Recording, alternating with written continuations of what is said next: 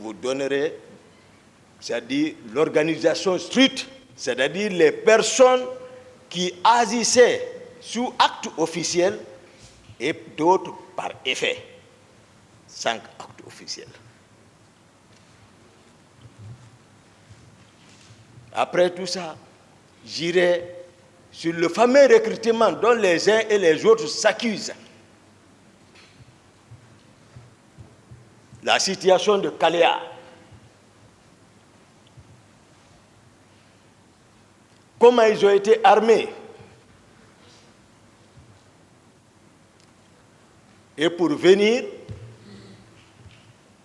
sur le sujet principal, le 28 septembre. Et si, Monsieur le Président, par vos sagesses, votre souci pour le rayonnement de la vérité, Messieurs les honorables assesseurs le permettent, puisque c'est un prolongement jusqu'à... Il n'y a même pas quelques minutes, j'ai écouté quelqu'un qui faisait allusion avec Koundara, pour qu'on rentre dans l'affaire de Koundara, pour éclairer, c'est-à-dire faire ici 2 pierres un coup. Tout ce que moi j'ai fait, c'est bien réfléchi. Donc voici ce sur quoi je voudrais humblement demander, c'est-à-dire votre honneur, honorable assesseur, c'est-à-dire faire une rétrospective un peu pour voir d'où est parti, pour vraiment, parce que vraiment c'est une question nationale. Mais je n'ai dedans contre personne. Eux qui sont ici savent ma sincérité. Ils savent qui est Toumba. Je ne mens pas, moi. Non. Je ne mens pas. Et je suis fier que l'histoire là soit jugée par la justice de notre pays. Peu importe. Mais moi, je suis fier. Parce qu'après, je n'aurai aucune réprobation à me faire, moi. Moi, je jure devant le maire suprême des juges. Ici, Toumba arrêté. Si je falsifie un virgule sur ce que je dirai sur ça, que Dieu ne me pardonne pas. Moi, Toumba. Mais j'ai déjà mis là, je ne déçois pas les gens. Même les gens qui rentrent entre moi et Dadis, ils ne savent même pas qu'est-ce qu'il y a entre nous. Ils ne savent pas. Ils parlent seulement. Ils mettent l'huile sur le feu, ils opposent les gens. S'ils le savaient, ils n'allaient pas le faire. Mais je ne mens pas. Si Monsieur le Président me permet, je peux... Vous avez la parole. Merci, Monsieur le Président, honorable assesseur. C'était en 2007-2008. Je venais d'être muté à la Direction générale des services de santé des armées comme chef de service cardiologie. J'étais le médecin-chef du bataillon des Rangers basé à Soronkoni. Mon directeur général des services de santé des armées d'alors, il est présent, Dr Djabi, il est ici. Imminent chirurgien, il ne prenait pas un patient au bloc sans demander l'avis de Dr Diakité. Il est ici. Les rapports médicaux pour l'étranger, les plupart étaient élaborés par moi. Mais ceux qui ne me connaissent pas racontent tout. À l'époque, je ne connaissais pas le président Dadis. Je n'avais jamais entendu parler de lui. Sincèrement, ici, l'occasion m'est permise de le dire devant lui. Je ne l'avais jamais connu. Il était, je crois, chef de section ou divisionnaire à l'intendance générale des forces armées guinéennes. Ces jours, s'il vous plaît, qu'est-ce qui se passe?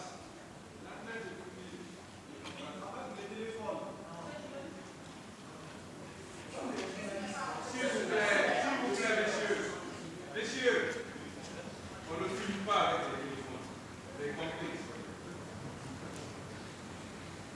Ce jour, je disais, je me reprends, le président Dadis était à l'époque chef divisionnaire ou chef de section à l'intendance,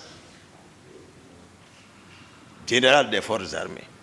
Je ne l'avais pas connu, je ne sais pas où il a entendu parler de Toumba, mais quand même il s'est déplacé pour venir me chercher dans mon service ce jour. Malheureusement, il ne m'a pas trouvé. Mais il a cherché mon numéro avec les collègues médecins, ils l'ont donné. Le lendemain, je viens au service, c'est tout le monde qui me rencontre pour me dire Dadis te cherche, Dadis te cherche, Dadis te cherche. J'ai dit qui est Dadis? Il dit, tu ne le connais pas? Non. Parce qu'il est généreux. Lorsque vous rencontrez Dadis, c'est que votre problème est réglé. Donc tout le monde le connaît, quand il bouge, c'est le monde qui est derrière lui. Chacun pose ses problèmes. J'avais un stagiaire à côté de moi, un certain M. Keta, il m'a dit, grand moi je le connais, docteur, mais ne va pas. J'étais au déjeuner, le petit déjeuner le matin, mon téléphone a sonné. Il me dit, c'est qui? J'ai dit, oui, c'est Toumba. Toumba, c'est toi? Oui. Attends, je t'envoie, où tu es? Je t'envoie quelqu'un. Il a envoyé un jeune. Lui, il est venu me trouver, on est parti à son bureau. Le monde était là-bas, on m'a annoncé seulement, il a ouvert, il a laissé tout le monde, on s'est enfermé dedans. Première rencontre avec le président Dadis. Première rencontre. Ce jour, rapidement après les présentations d'usage, rapidement, pour résumer, il m'a présenté sa vision. J'ai compris qu'il était vraiment concerné par le pouvoir. On s'est mis d'accord. Au cas si ce n'est pas un coup d'État, j'ai dit je suis partant. Puisque le pouvoir de Lansana Conté était presque arrivé à son apogée. On s'est accordé. Lui aussi, ce n'était pas non plus, ce n'était pas son option de faire un coup d'État. Dès que je lui ai donné mon accord, il m'a dit accompagne-moi quelque part. Il a laissé tout le monde, on est sorti, on est parti à Kipé. Ce feu colonel Keleti Faro. Je n'avais pas connu ce monsieur. C'est lui qui m'a amené le même jour. On se rencontre là-bas. Il dit on a gagné Toumba avec nous. On sait, parce que la réussite c'est la vision et la stratégie. Mais il faut évidemment des objectifs spécifiques et général et spécifiques et un plan. On a élaboré ça là-bas. Spécifique d'abord, c'était le grand Coplan qui est assis ici. C'est un frère que j'ai toujours respecté, pas aujourd'hui. On se connaît avant Dadis, dans les arts martiaux. J'ai été champion de Guinée devant eux, devant leur club. Mais c'est un frère. Il m'a aussi entraîné. C'était pour l'affaiblir. Tout le monde savait qu'au temps de Conté, lors des différentes mutineries, Pivi était beaucoup renforcé. C'est lui qui était en position de force. On s'est dit, il ne faut pas que nous, les cadres, on s'assoie et que l'autre décède. Le hasard conduit un analphabète. Voici comment on m'a convaincu. Donc, il fallait affaiblir Pivi. Il est ici, je le dis. Lorsqu'on s'est quitté, je suis rentré chez moi, j'ai informé ma mère pour bénéficier de sa bénédiction. Paix à son âme. 2 jours, Dadis m'a invité chez lui. Je suis parti en compagnie du jeune qu'on appelle Alpha Amadou Baldé, que vous parlez, le gendarme là. Il y a son nom, mais il est absent. On s'est rendu là-bas à 2. Ils l'ont dit, Toumba, il y avait beaucoup de militaires là-bas. Granco Pivi était encore ce jour là-bas.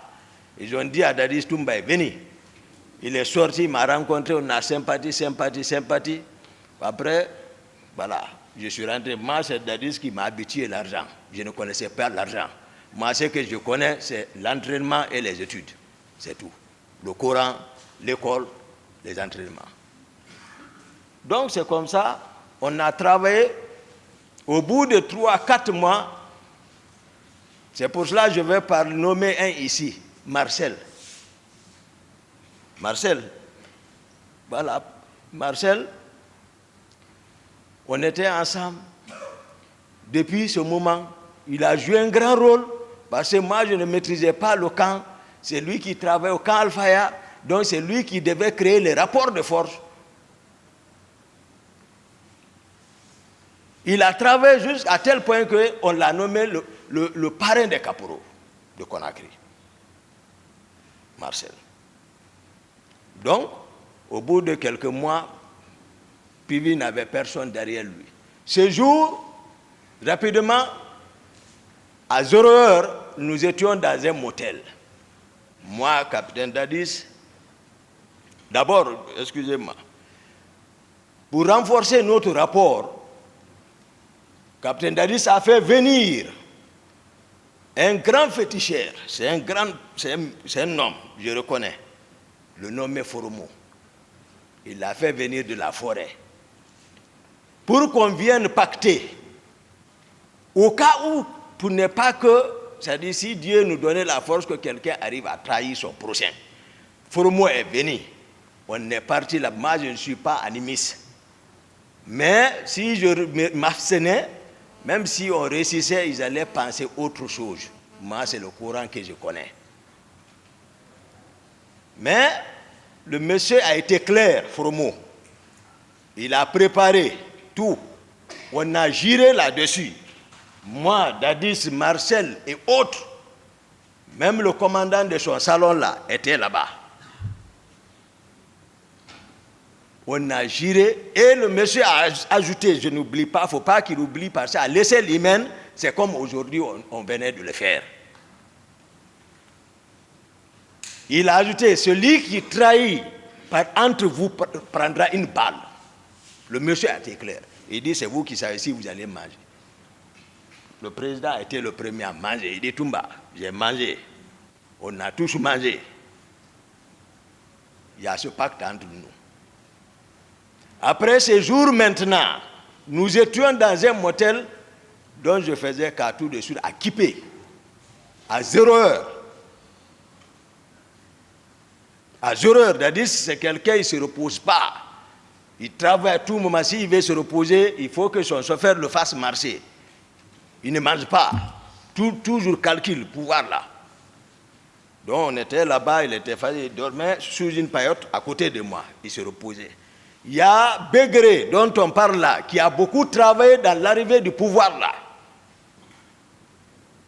Bien qu'il n'a pas de niveau, mais c'est à cause de son effort, il a bénéficié. Vous allez connaître toutes les individualités dedans. Pour vous permettre d'apprécier vraiment, afin que le ministère public puisse savoir qui doit aller à la maison, qui doit rester. Il ne faut pas qu'on s'emporte tous comme ça là.